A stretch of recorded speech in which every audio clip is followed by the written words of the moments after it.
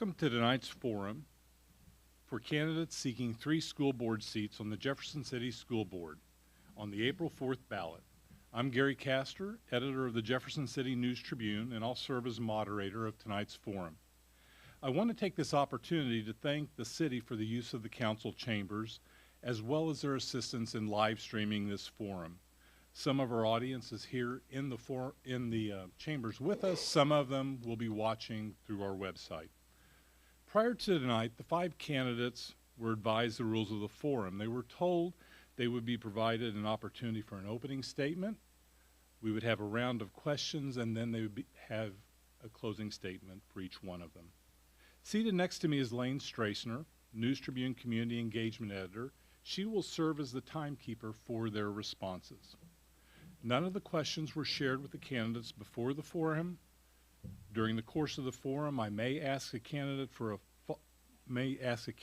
follow-up question in hopes of getting a clearer understanding of his or her stance.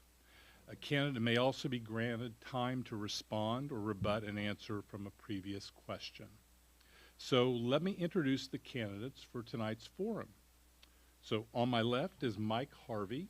He's served 4 terms on the Cole County Republican Central Committee, 4 terms as a First Ward Councilman in Jefferson City, and a term and a half as Holt Summit Alderman, for a total of 19 years in public service. Harvey also led careers in automotive dealership finance and at Central Bank. Seated next to him is Suzanne Luther. She's a former teacher with about 2 decades of experience in Jefferson City and Eldon schools. After leaving the teaching profession in 2014, she started a small business, 4 Quarters Art House. Seated next to her is Scott Hovis. He's the executive director of the Missouri Golf Association, chairman of the Missouri Tourism Commission, and an executive officer on the United States Golf Association Golf Council. He's a current member of the Board of Education. Seated next to him is Brad Bates, the executive director of the Missouri Beer Wholesalers Association. He's a current member of the Board of Education and has been involved in district initiatives, including the campaigns to build Pioneer Trail Elementary and Capital City High School. And seated next to him is Tapiwa Madondo. He is a General Services Coordinator for the Missouri Lottery Commission and has 17 years of experience working for the state government. He holds a degree in Computer Information Systems from Lincoln University. So the order for the opening and closing statements was determined beforehand by drawing lots. The first opening statement will be with Mike Harvey. Thank you. I appreciate the time you've given for all of us to speak to you and answer your questions and hopefully to give a heads up as to where this is going to be. As you mentioned, I've got a great deal of years in college and acting and public work with Cole County and North Carolina. And this seems to be another step forward for me. Hopefully I can help in furthering the quality of education for our teachers and our students and everything all along. So I never touched it. It's all good. So, but anyway, oh, thanks. That is much better. But anyway, thank you all for letting me speak, and hopefully you didn't lose all of what I said already. All right. Thank you. Thank you, Mike. Suzanne? I'm Suzanne Luther, and Scott's the one who let us all know that they weren't on, so it wasn't just you. I have been in the district as a teacher, but I also grew up and attended Jeff City Public Schools my whole life. I had children who attended Jeff City schools, so I am running because I feel this is a critical time for public schools in general and our school as well, and I want to make sure we have the right people on the board. Thank you. Scott? Yeah, and thank you for allowing us to be here.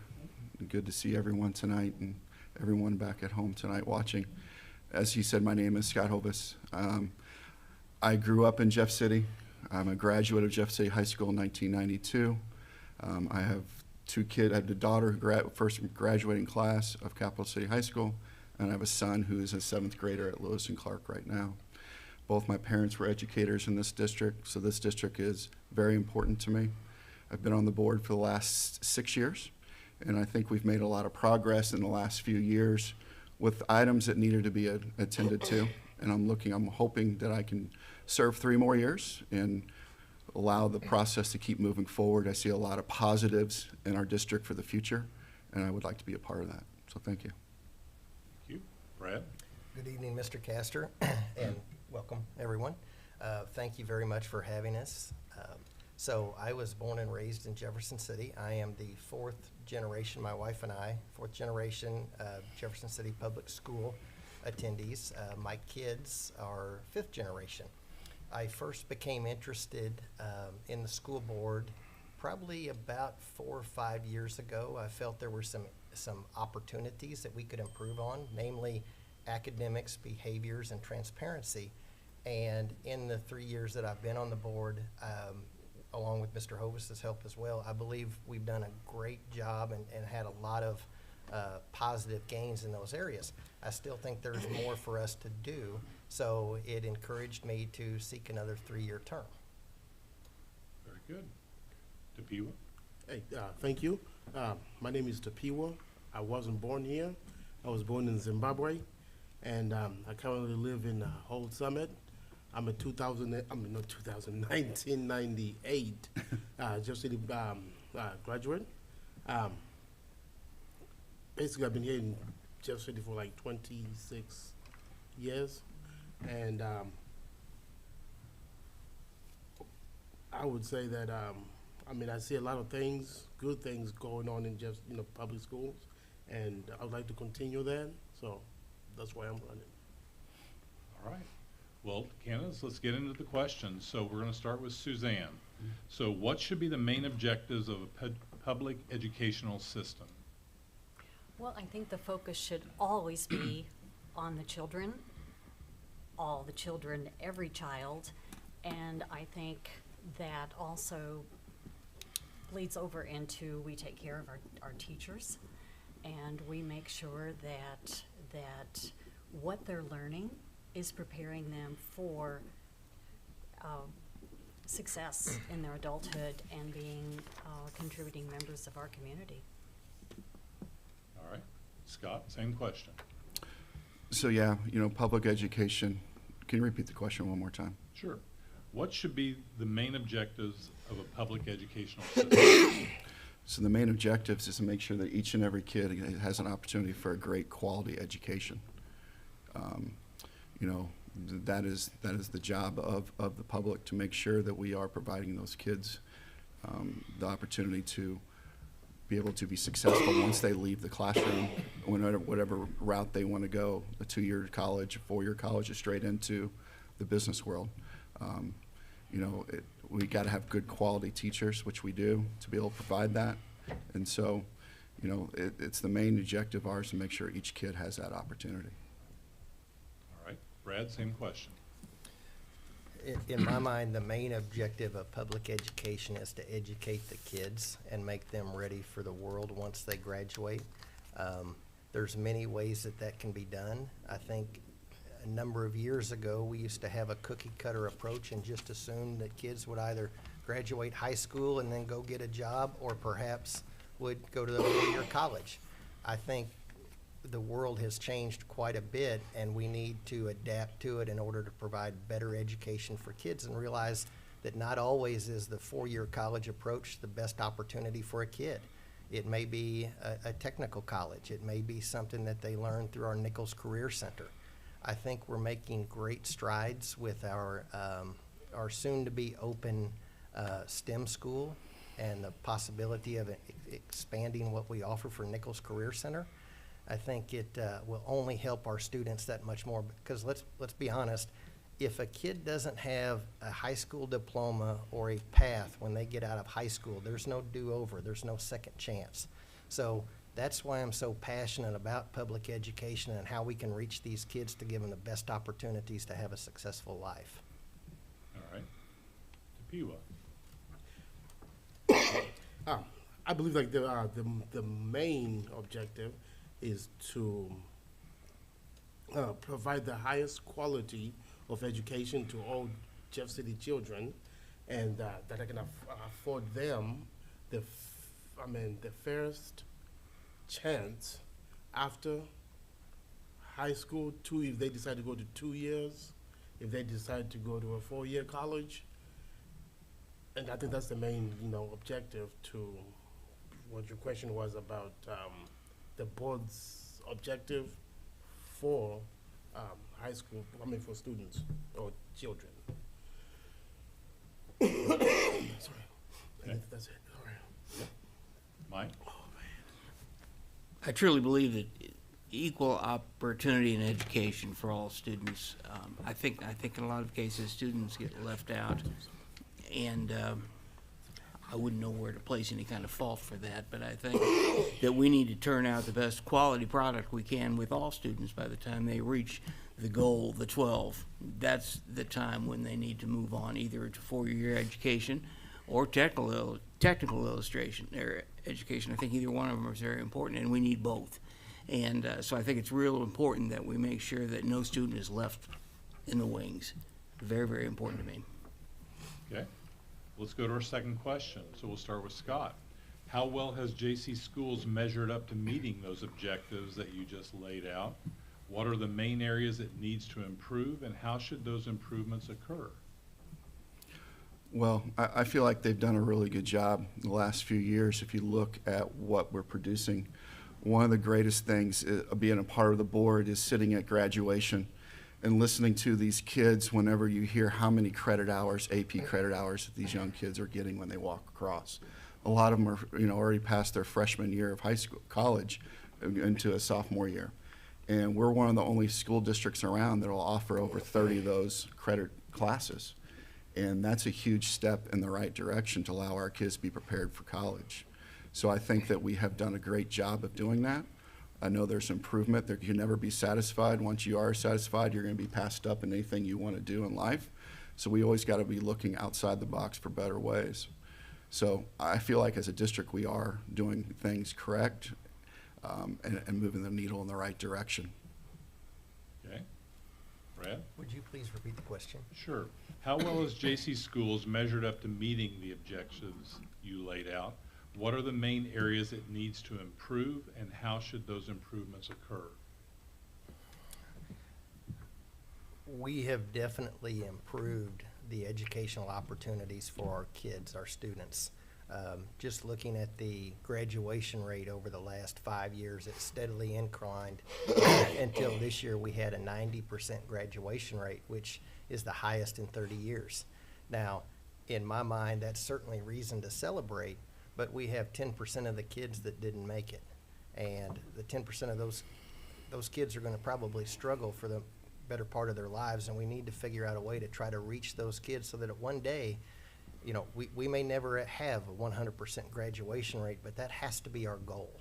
And I love what our district has done by taking innovative approaches with the JCAC, which is the alternative high school, to help kids that maybe don't fit in to the traditional classroom.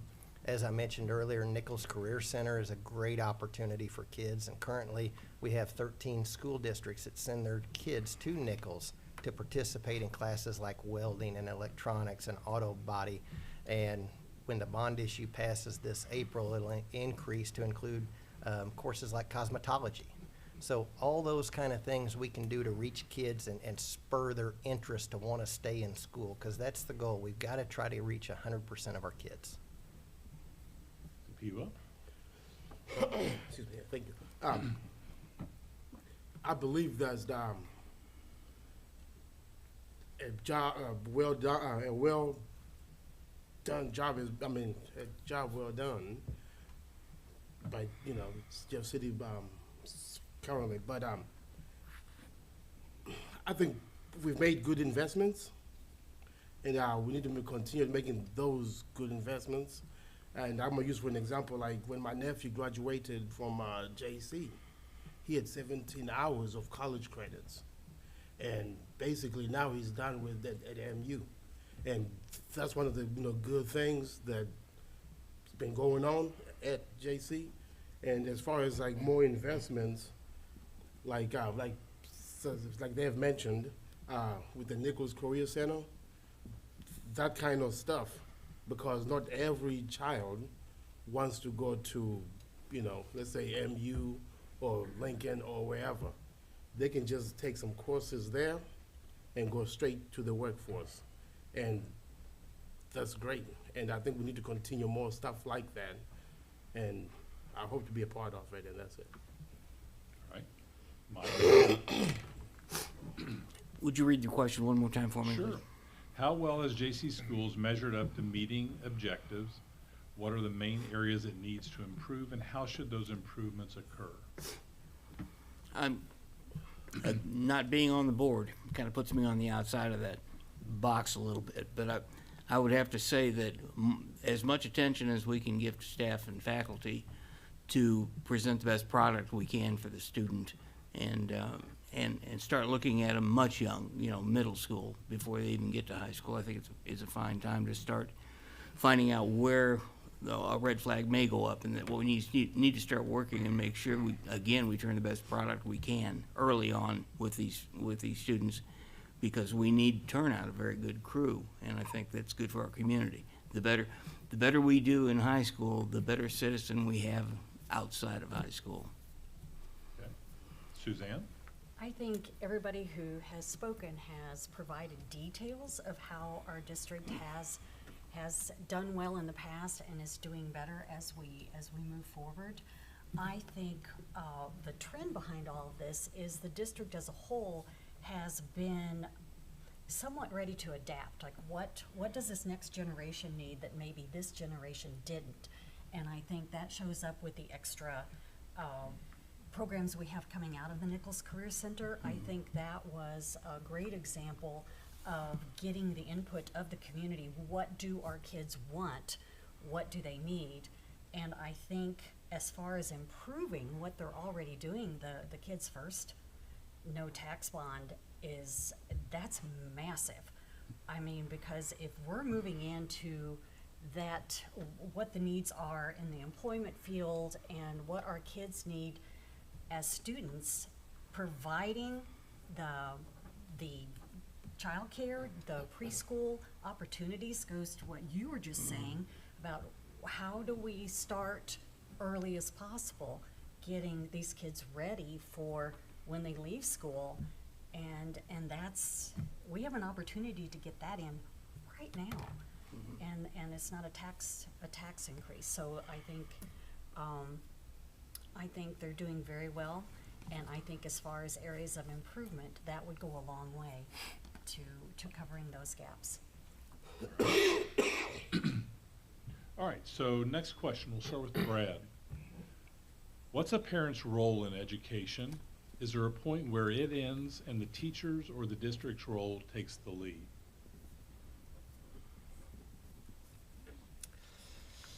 That's a good question. Thanks. I'm a journalist. I asked you a question. You may want to think about the career there. That's a good choice.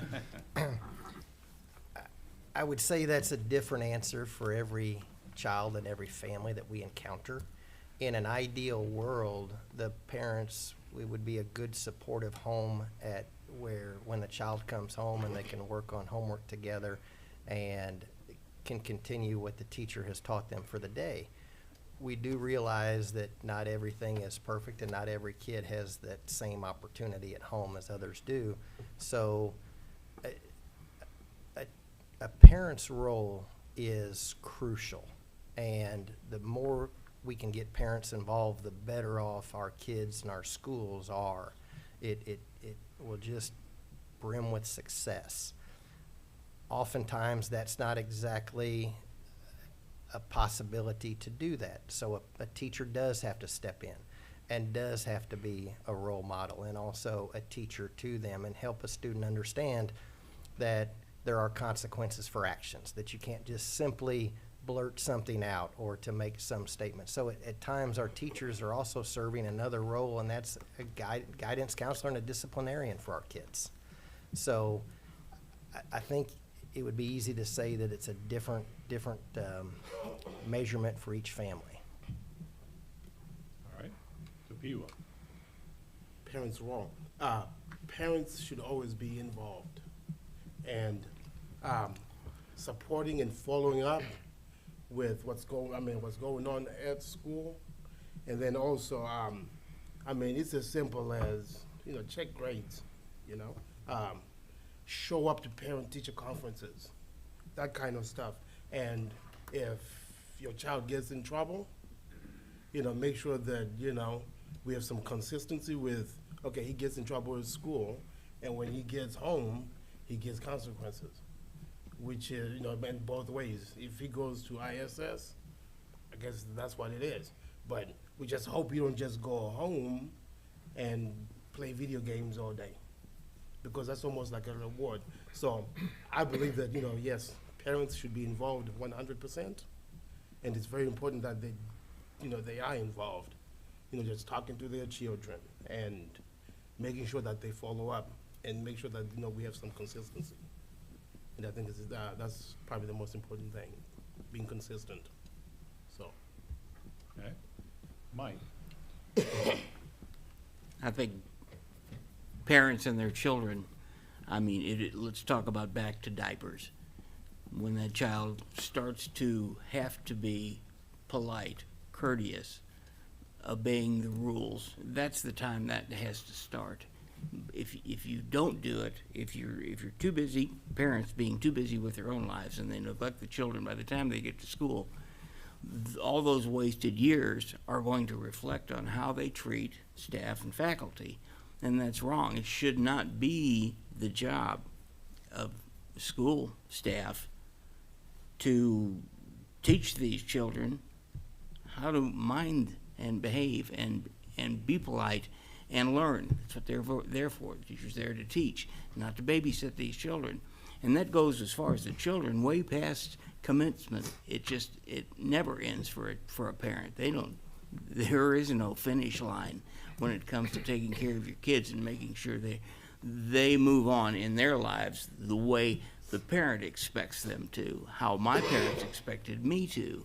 And you learn that early, very early, and you carry it all through your life. All right. Suzanne? I think it's ideal to have 100% participation from parents and to have that ratio naturally change, but it's definitely not something we can take for granted. And as a public school, we still have the responsibility to make sure that every child thrives within our care. And so I think that ratio, because of that, is not set. I think you will have some students that have that parent role more dominant throughout their entire education, and some that don't have any of that parent. But if we trust our teachers and they have the right resources and we're doing our jobs, we will have things in place that can help every student still accomplish what they need to accomplish while they're in our 12-year system. Okay. Scott? So yeah, parent involvement is very important with every kid. We all know that. And it's always great to see parents at school with the kids at parent-teacher conferences. Sorry, that got my tongue twisted. Or activities. However, as we all know in the world we live in right now, especially in our school district, we do not have a lot of two-parent homes. But growing up with two parents who were teachers, one who was a coach as well, and a mom who was a guidance counselor, I saw how they ended up being parents to these kids a lot. And they would the kids would come home and they would help them any way they can. So we as a district have to make sure that we already are doing this, but continue to hire great educators in our district who can help take care of these kids and give them the attention they might not be getting at home. And a lot of times these kids don't see a mom or dad for 2 or 3 days, and the only time they get a chance to have interaction with an adult is when they walk through the door. And we, as a district, have great teachers, great counselors, great administrators every day who are going in or acting as parents to these kids. And we, as a board, have to continue to make sure we're doing that and giving these kids an opportunity so they can be successful. I don't know how many times in my life I've seen kids come back who were students of my father or students of my mom and give them hugs and tell them thank you for everything you did in school. You saved me. And that's the type of educators we have in our district now, and that's the type of educators we got to continue to do and keep in our district from here on out. Okay. Topeka, we'll start with you on this question. In the past, points of contention between parents and school boards have arisen over questions about curriculum or district policies.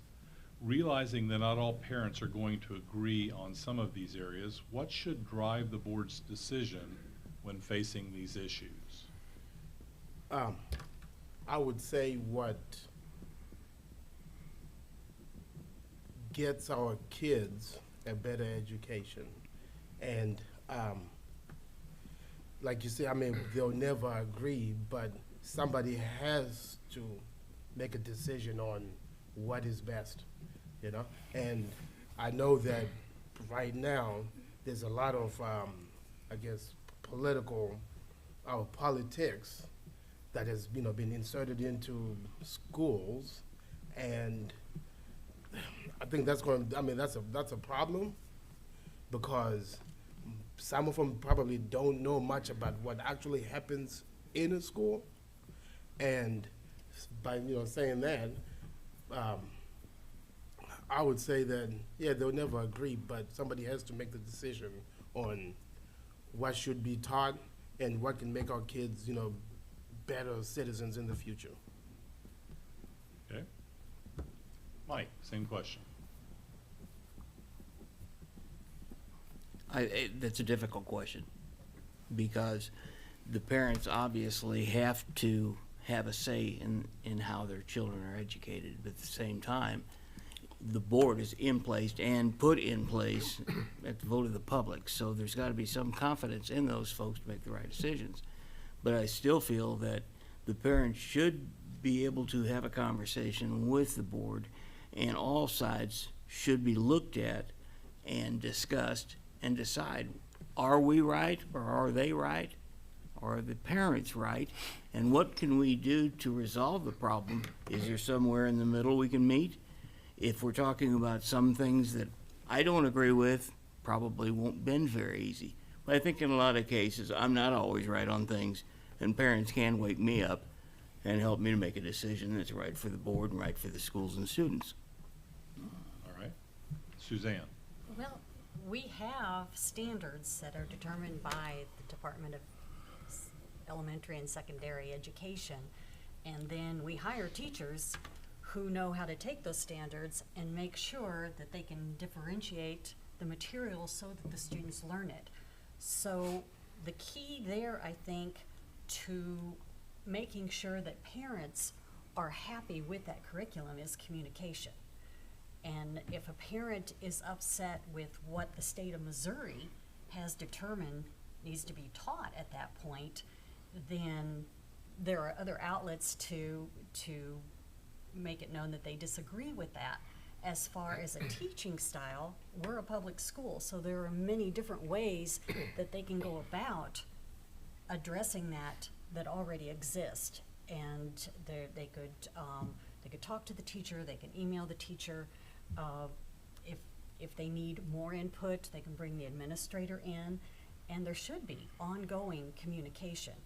As far as parents determining the curriculum, I don't think that's a good idea, because you have many different parents, and then it is no longer a public school when you have a few parents who are wanting specific things taught to more children than their own. And I think that's one of the benefits of a public school, and I think that keeps all of our kids' education consistent. All right. Scott? Yeah, so I agree with what Suzanne just said. We are given curriculum standards by the state, and unfortunately those goalposts are moved every once in a while, and it's hard for us to pivot at times as fast as a lot of people want us to pivot, because it takes a time when you have a big school district like ours. So, as a board, it is our responsibility to make sure that we hold the people in charge of the curriculum, the superintendent and his staff, accountable that they are doing the correct stuff. that they're providing the right curriculum for our kids to be successful each day. Communication in anything we do in this world is the most important thing. And it's got to be communication that is positive communication, not negative communication, where we can talk to each other politely and correctly and not screaming at one another their agendas. And I think if we all can sit there and talk about our own agenda and our own curriculum, our own issues in a positive and timely manner, I think everybody will win. We all have to look at one thing. We're all up here today for two reasons. We're up here for kids, and we're up here for kids, and making sure they get the best opportunity to be successful whenever they get out of high school and whenever they move on to the future. Brad? You know, I think that sometimes angst or anxiety exists when people feel that they're being shut out from the conversation. So when you involve folks into the conversation and you have transparency and communication, it helps lower the temperature and helps lower a lot of the concerns so that we can have those conversations, as Scott had mentioned. The district itself in the last 9 years has made immense strides in that it was 9 years ago that we didn't even broadcast a school board meeting. So you had one choice. You could either come and sit in the room, or you didn't know what was going on and could read about it in the newspaper, which did a great job reporting, by the way. Thanks for the plug. Yeah. So, but on all seriousness, so we started broadcasting our school board meetings. And then before I came on the board, Michael Kuti picked up the idea that we should also broadcast what parents that are addressing the board should say or are saying as well. And it didn't get passed at that time, but I was able to work with Michael and get that passed with our current board, because in actuality, it's our community's school. And I think when people see what's going on and they know that something in it isn't being hidden or done for, facetious reasons, then they're more apt to realize that we're all trying to do the best we can. And as Scott said, it's for kids. So what does it come down to for me? It's pretty easy. It's kids, and it's the 3 R's: reading, writing, and arithmetic. We've got to have our kids ready to read, write, and be able to do simple math by the time that they're 18 years old, because, as I said, there is no do-over. This is their one time to stake their claim that's going to project them into a successful life, hopefully. And that has to be our guiding principle, is what's good for kids and their education. All right. Next question. We'll start with Mike. Do you believe people without children in the district and/or people over 65 years old should be responsible for paying taxes to support the public schools? If yes, explain why. If no, how do you propose to maintain adequately funded public schools in Jefferson City? That's pretty easy. 1, yes. 2, yes. I'm over 65, and I have no children in the district, and I pay taxes. It's out of Whole Summit, same as paid here in Jefferson City. I think it's our responsibility. Once everybody on this board gets too old and their kids are grown and gone, what do you do with the schools? You can't patch them up. You got to keep them going. My wife and I were originally out of St. Louis, Missouri. You take a look at the schools in the St. Louis proper, and you see what happens when you don't properly fund your education facilities. Everything falls apart. So it's our responsibility to keep things up and running and to make sure we're still turning out a good student product. That's the big goal, is the kids, always. Okay. Suzanne, same question.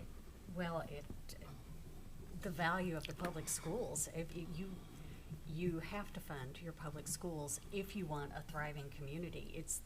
It's the foundation of the entire community. And if you don't put money in the public schools, then it's going to show up in every other aspect of the community. So, yes. Okay. Scott? Yes and yes. Public schools are one of the most important thing to a community. If you have good public schools, you're going to have a good, vibrant community that they're going to bring in businesses. If you ask realtors, the number one question they're asked whenever someone's moving in town, like a doctor or a banker or whoever, in whatever field it is, their first question they ask is, how's your public schools? And if you have great public schools, people are wanting to move here. And if the public schools will help the town grow. And that brings in more businesses. Well, that brings in more tax revenue. Well, that allows us to be able to build more roads, more bridges, whatever the city council and the mayor want to do and the community needs. So public schools are very important for the community.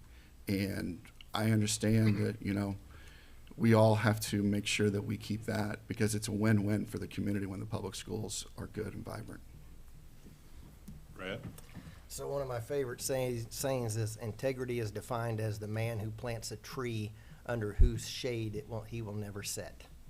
And what that means is, the answer is yes and yes, because our public schools are integral to the success of our community and our kids. And not to belabor what any of the other the candidates had just said, but it is true. If we don't have a vibrant, thriving educational school system, then people will leave and go elsewhere. The people that do graduate, when they get a job or they're looking for employment, they're going to go live somewhere else because they have no fond memories of what they received in our community. So it's crucial to our community, whether parochial or what, that we support our public schools and make sure they're successful. Hey, can you repeat the question again one time? Sure. Do you believe people without children in the district and/or people over 65 years old should be responsible for paying taxes to support public schools? If yes, explain why. If no, how do you propose to maintain adequately funded public schools? The answer is yes and yes. The reason being that somebody else invested in you. So why not invest in somebody else?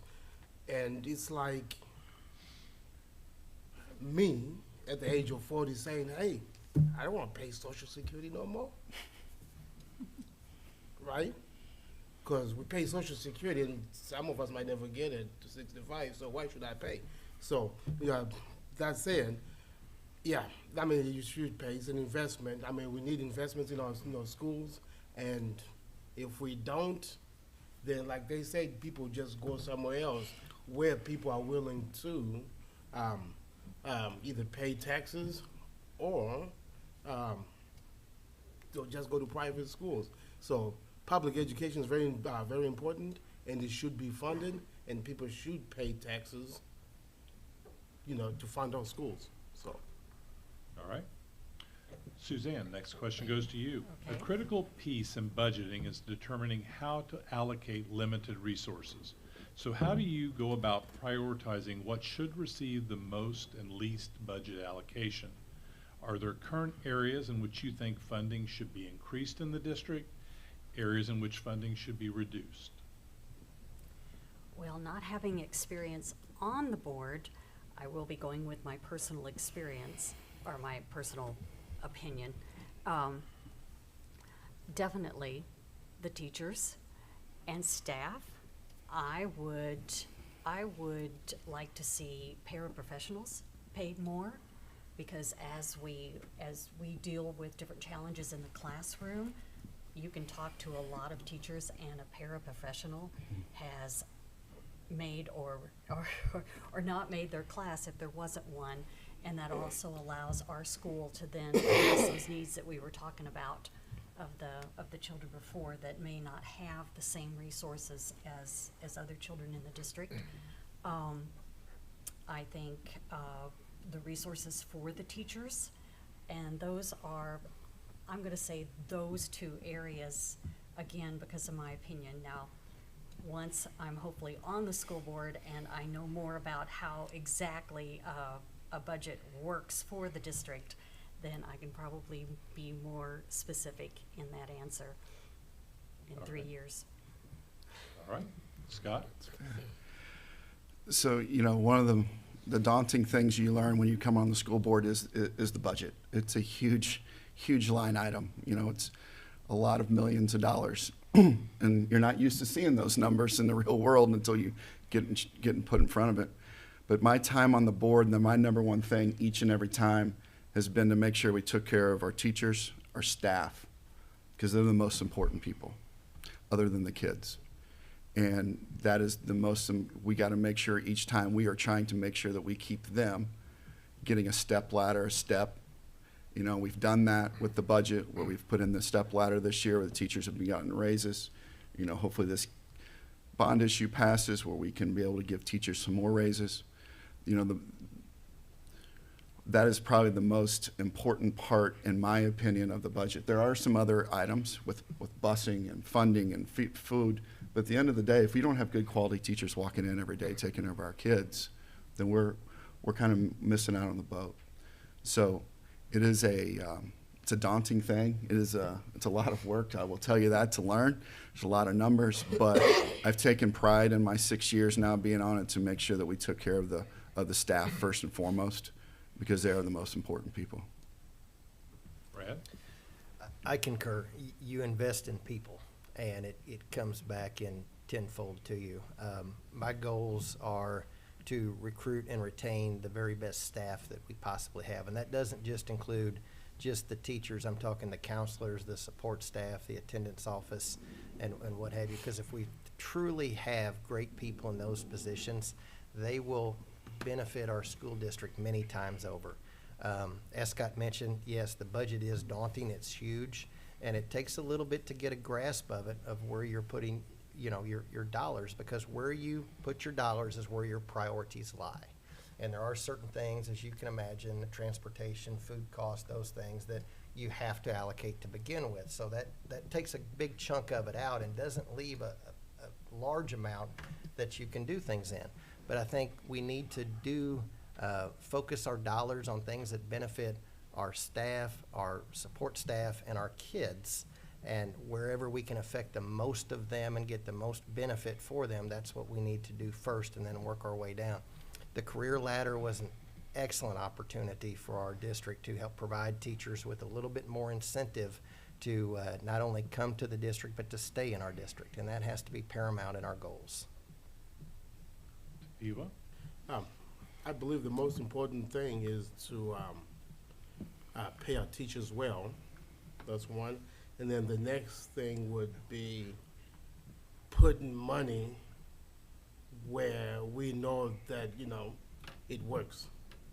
Whether it's, you know, early childhood, you know, invest there. That'll be, you know, one of the things that I would say is important.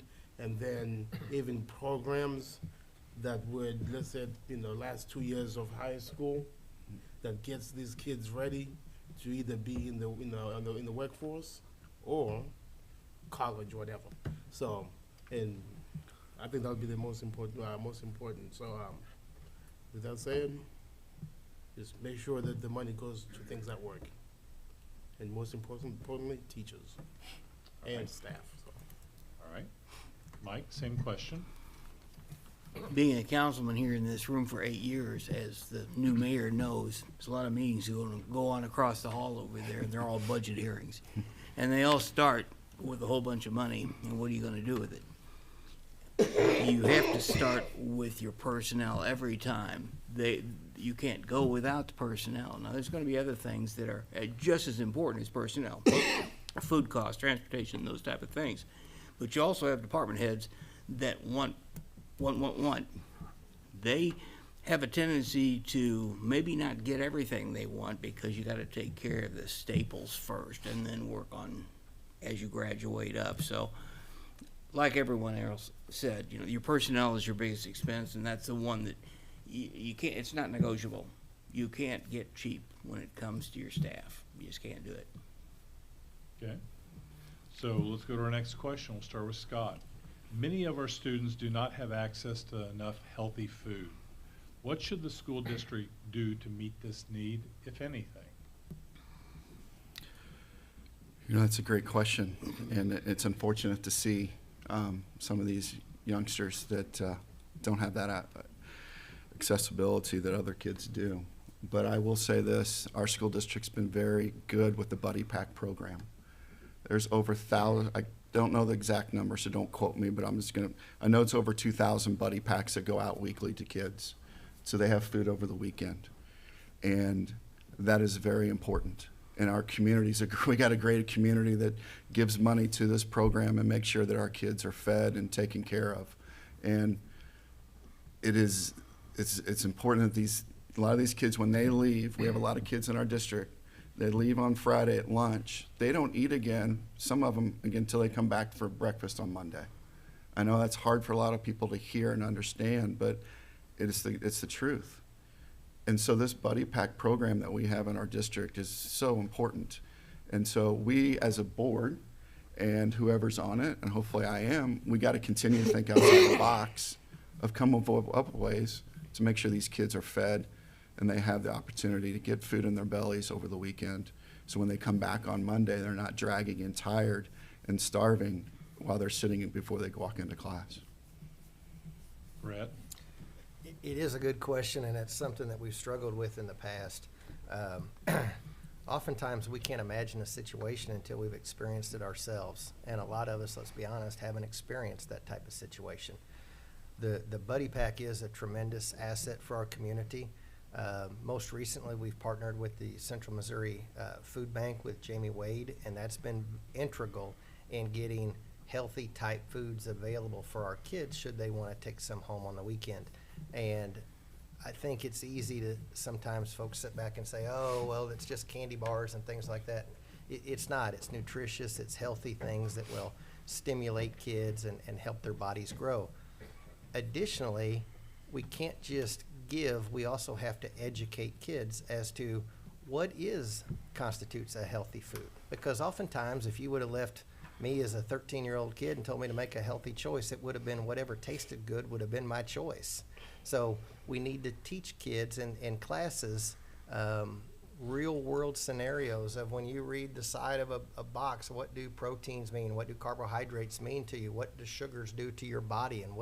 And how will it gum up your joints later on in life? So I think there's real-world situations that we can be teaching in class as well to help educate our kids and make them aware of it. All right. P-Wood? Sorry. Question for you.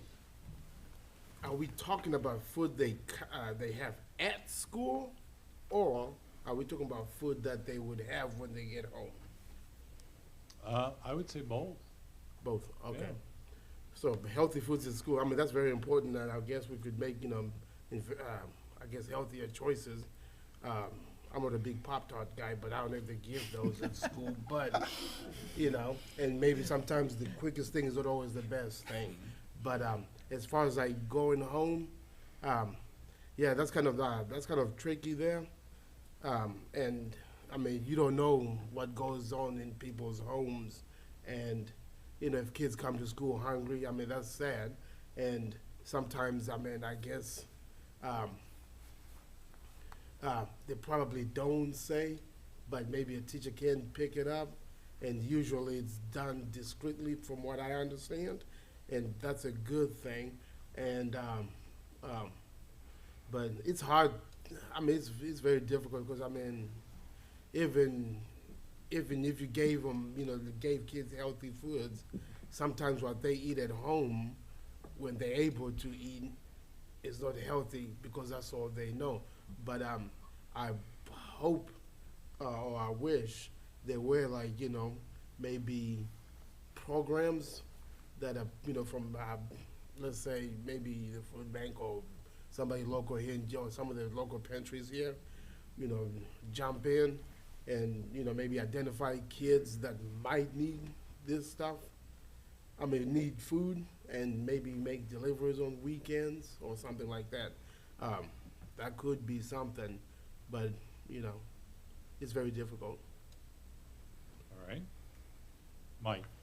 Well, I think the Buddy Pack program is obviously it's instrumental. The kids cannot come to class and sleep. Got to have nutrition over the weekend, at breakfast in the morning, whatever it takes to make sure they've got something in their bellies and they can concentrate on what they're being taught. Otherwise, I mean, they can't nap at home. So we have to take this one by the horn, so to speak, and make sure these kids have the nutrition they need.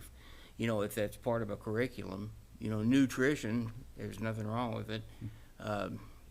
Teach the kids invite the parents to these classes. So maybe they don't know. Maybe they grew up on Cheerios or Pop-Tarts or whatever, you know. They don't know how to feed their kids and make them healthy and alert when they come to class. They could say, well, I don't know what's wrong with you. You ought to be learning something. Well, maybe if you fed them right, they would learn something. So, yeah, I agree with everything that's been said. Okay. Suzanne? Well, I think the buddy program is excellent. I think I'm gonna go ahead and address the healthy foods as far as their meals at school. And I think it's the healthy foods in school. Hey, current board members, is that what it's called? The healthy, food? And I've been following that program, and that is really exciting. That's where they engage the students at different schools in the growing of the foods, of the preparing of the foods, and then they have they're more likely to ditch the Pop-Tart and choose something healthier. So they're starting earlier, and they're making it part of a lifestyle, and also connecting their responsibility with all parts of what they're eating. Because I remember when I was teaching at one point, there was a push to provide healthier options with the regular meals, and those were consistently being thrown into the trash cans. And so you've got that, there's only so much you could do when that doesn't work. But I think that program is an innovative start, and there've got to be other innovative ways we could address that down the road. All right. Well, I never imagined that many references to Pop-Tarts on that question. So Oh, I'm such a hypocrite. I'll be thinking about that all night. Okay. So let's go to our next question. Brad, we'll start with you. What should be the philosophy of school discipline for children? How would you assess the district's handling of behavioral issues and discipline? That's a good question. And I think it's something that the district has struggled with for probably 15 to 20 years, because there's two sides to the equation. On one side, if a child is not in the classroom, then they can't learn. The other side of that equation is if a child won't behave and won't calm down in a classroom, the other 19 kids won't learn either. So we have to try to somehow meet in the middle. I don't know necessarily that anyone's got the golden answer to this, but in my mind, if 19 kids are there to learn, that show up, and if we allow someone to take the distraction away from the teacher, then those 19 kids are being robbed of an education. I am by no means saying that we sacrifice one for 19. I'm not saying that at all. But I'm saying that we can remove the one from class that may have some issues for that day and deal with them independently, maybe in a different scenario or a situation where it's just a one-on-one time perhaps with their para. But when it comes down to it, we have to educate the kids that come to school and ready to learn. All right. Zapiwa. Yes, yeah, that's it's very difficult. I think that if we're consistent in consequences, if you do something, there has to be a consequence, and this is where parents come in as well, to where, whatever the consequence is at school, it has to be followed up. And if you have, like Brett said, nobody wants to kick anybody out of school for behaviors. But if you have 20 kids in the classroom and one or two seem to be a problem, something has to be done. And if nobody's doing something about it at home, chances are it's not going to get any better in school. So parents, I think, are probably the most important part of this as far as like behaviors. I mean, we can put somebody in ISS, or you can send them wherever for a whole day, or have them sit in a corner all day. But if nobody does anything at home, they're gonna continue to come in and do it every day. And sometimes some kids will wake up to want to be suspended because they know they can go home and play PlayStation all day. So parents are probably the most important thing in this as far as like behaviors. and, you know, talk to your kids, follow up, you know, and as far as consequences go, make sure that, you know, you're consistent. So, All right. Mike? I think in a lot of cases, when students get on the bus or get off the bus at schools, they look at all of this differently than they do at home. It's kind of like going to Miami during spring break. Those good kids up at school are not so good on the beach in Miami. I think it's important that the parents understand that if the school incurs a discipline problem, that the parents will be called in to discuss it. I think you'll probably get a better reaction from the parents and the student at home once parents realize they don't want to be called into school over a discipline problem. That may help. Same thing as far as school buses are concerned. There's cameras on those buses, but not very often do the parents ever see what goes on those buses. I drove a school bus for New Bloomfield a number of years ago, and I can tell you, it ain't pretty. So, but the parents don't get a real grasp on that. You know, the kid comes home, everything was great at school today. Well, maybe not.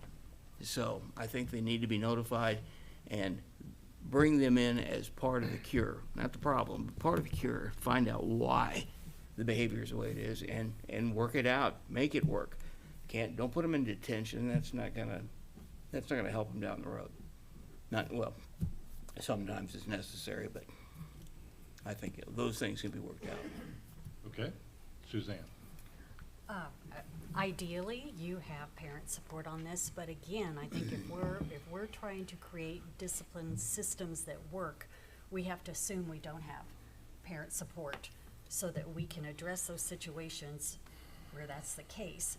And I think where the Jeff City schools, I think, have improved dramatically. They're not where they need to be at from input that I've had, but I think they're addressing the immediate. When you were talking about, when Brad was talking about the two types of discipline, and I think they're addressing the immediate discipline where other kids might be in danger or they might not be able to learn because of a behavior that needs to be taken care of right then. And I think they have a tier system in place now where the child can be removed from the class, but that there is an adult that can then help that child one-on-one with how they might handle those behaviors differently. At the same time, I think the district, from what I understand, is starting to work with preschool, first graders, younger kids on what are some of the ways that you can process some of these emotions in a way that will not harm somebody else. Or deep breathing, I think, is one of the things that they teach them, and a young child can understand that if you get more oxygen into your system, you may be able to stop the impulse to hit somebody or even speak. And it works for adults too. But I think it's great that they're looking at both sides. The district is. Oh, I actually got it. All right, thank you. Scott? Yeah, so, you know, this has been a very big point for the last 6 years. And I can tell you that from year one to year now, we've made a huge improvement as a district. It's not where we want it to be, but we're making strides, as Suzanne said. I was brought up that you treat people the way you want to be treated. And I think a lot of us in this room probably are that way too. And that's the way we need to have our kids understand that. And, you know, accountability is huge. And it starts at the top. We hold the superintendent accountable and make our way down to where the kids are held accountable. But 99% of the problems will be resolved. We have quality instruction in the classroom and quality structure. If we have that in the classroom, then the kids will be engaged with the teachers, engaged with what's going on, and then they might not want to be acting out. I think sometimes kids might get bored, and that's whenever you see the misbehaviors happening. So that is probably the most important thing, is that we keep the structure and the instruction and the structure and the instruction, wow, that's hard to say, quality, and I think that would help us move forward. Okay. All right, Candace, let's go to our closing statements. We'll start with Tepewa. Excuse me. Hey, I want to thank everybody for coming today, and I see a lot of opportunities in Jeff City Public Schools with the students first, and I hope that people vote for it, and then vote for me too, I guess. And then I see a lot of good things going on, and I'd like to see them continue. And also, I think that Jeff City is a school district is a very nice school district, and I've done a lot of good things for the kids, done good things for me, I guess, and because I'm here, and I would like to give back, some of the,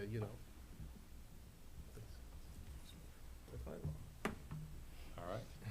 Mike. I would like to thank you all, the newspaper, for putting this forum on. I think it was wonderful. And most of all, I would love to thank all of you folks that came out to listen and show that you have a passion for our schools and how they're run. And that is amazing to me. I'm just loving it.